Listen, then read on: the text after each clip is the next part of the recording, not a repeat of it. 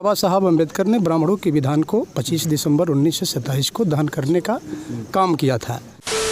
मनुस्मृति के जो दहन किए थे, आज वर्तमान समय में वर्तमान मनुस्मृति ईवीएम मशीन है।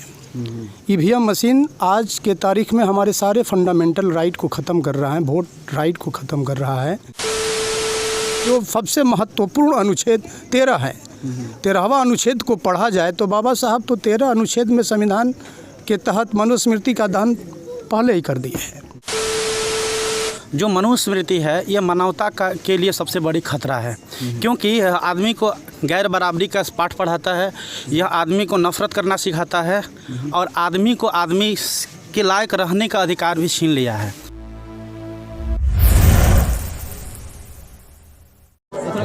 सर, आज जो है पूरे भारतवर्ष में जो SC/ST हैं वो मनुस्मृति दहन दिवस मना रहे हैं, क्या वजह है?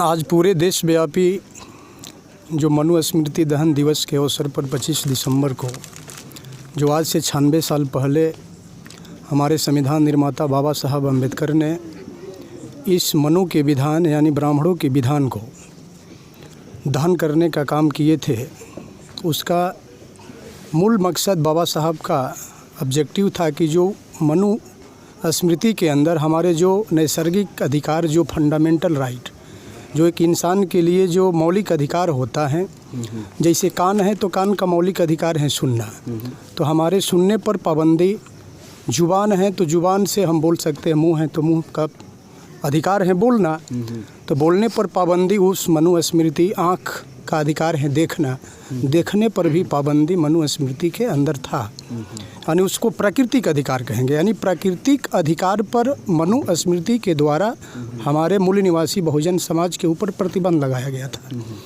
इसको लेकर बाबा साहब अम्बेडकर ने ब्राह्मणों के विधान को 25 दिसंबर 1927 को दहन करने का काम किया था। लेकिन मैं आज के परिवेश में ये कहना चाहता हूँ कि उस समय गुलाम भारत में यानी अंग्रेज़ों के शासन प्रशासन में मनुस्मृति के जो दहन किए थे, आज वर्तमान समय में वर्तमान मनुस्मृति ईवीएम मशीन है। ईवीएम मशीन आज के तारीख में हमारे सारे फंडामेंटल राइट को ख़त्म कर रहा है, वोट राइट को ख़त्म कर रहा है। वोट राइट बाबा साहब ने शासक बनने के लिए दिया था और हम शासक नहीं बन रहे हैं, इसका मूल कारण है वर्तमान आधुनिक ईवीएम मशीन मनुस्मृति जो है आज का। तो ईवीएम मशीन को भी जलाने की वर्तमान में ज़रूरत है, क्योंकि हम उसी ईवीएम मशीन से तो आप भी जीतते हैं ना सर? नहीं, हम मतलब कि जीतते नहीं हैं, हम तो ये कहें कि सारे लोगों को ईवीएम मशीन, चुनाव है मान लेते हैं कि वर्तमान में चुनाव है, तो चुनाव के क्षेत्र से तो भागेंगे नहीं ना, चुनाव तो लड़ना है।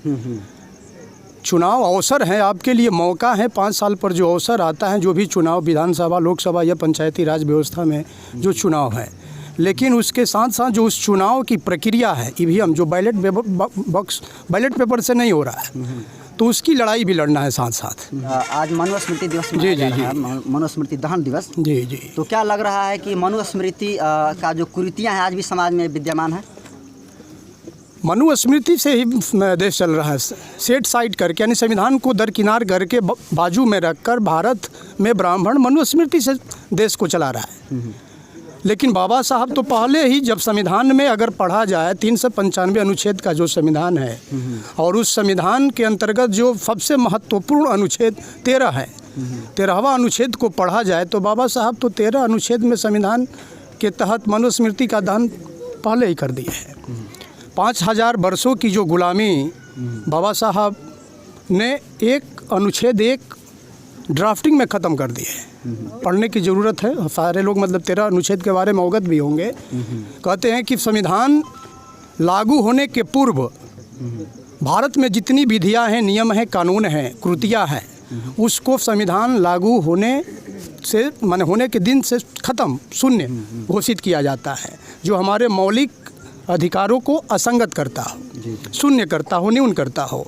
दूसरे मतलब कि खंड में बाबा साहब लिखते हैं 13 के दूसरा भाग में कि संविधान लागू होने के बाद राज्य कोई ऐसा कानून नहीं बनाएगा जिससे हमारे मौलिक अधिकार को ख़त्म करती हो। यानी संविधान हमारा अपना भारतीय संविधान और ब्राह्मणों का संविधान विधान जो मनुस्मृति का दहन आज कर रहे हैं, तो मनुस्मृति ने हमारे सारे अधिकारों पर पाबंदी लगाया। उसको बाबा साहब कहते हैं कि हम इसको नसबंदी करते हैं, ख़त्म करते हैं।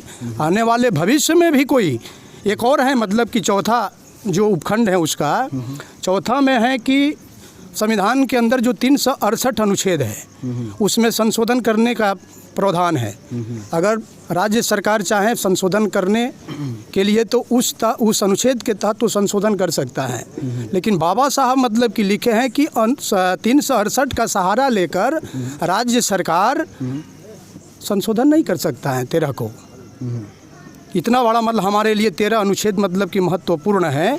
और मनुस्मृति का दहन बाबा साहब 27 के बाद कभी नहीं किए। ये हो जो हर साल दहन करने की जो प्रक्रिया है, क्या बाबा साहब अम्बेडकर ने 25 दिसंबर 1928 में किया? दहन नहीं किया। बाबा साहब तो 56 तक जिंदा थे। जी। लेकिन 27 में मतलब कि दहन करने का बाबा साहब का कुछ और ऑब्जेक्टिव था, जो मंच के माध्यम से जो प्रबोधन किया जाएगा, बताया क्या परिचय जाएगा। हुआ आपका?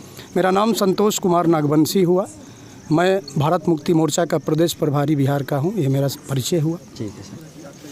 सर, आज मनुस्मृति दहन दिवस का आप लोगों का क्या मोटो है? देखिए, मोटो ये है कि हमने जब तक पैदा हुआ हम धरती पर, तो हमने यही देखा है कि ये जो मनुस्मृति है, इसके माध्यम से जो समाज का बंटवारा हुआ है, समाज को खंडों में जो बांटने का काम किया गया है और हमको शूद्र जो बताने का काम किया गया है, ये हम अनुभव किए हैं कि ये जो मनुस्मृति है ये मानवता के लिए सबसे बड़ी खतरा है।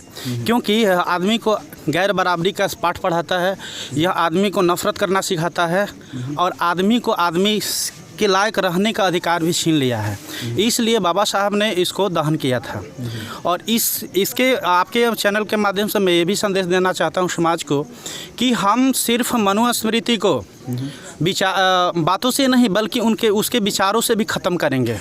ये हमारा मकसद है, ये भीम आर्मी का भी मकसद है कि हम गांव-गांव में समाज को यह संदेश देना चाहते हैं कि मनुस्मृति का जो भी पद चिन्ह है उसको जड़ से ख़त्म कर दिया जाएगा।